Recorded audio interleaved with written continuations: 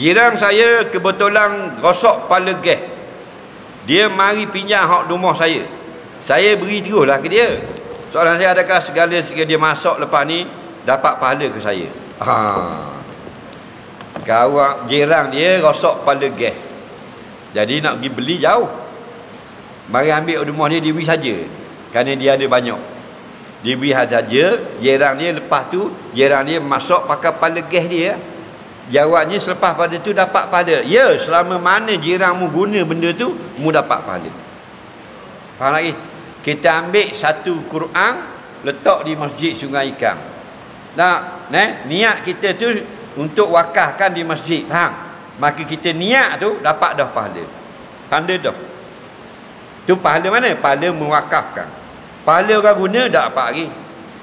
Pahala wakaf dapat dah. Esok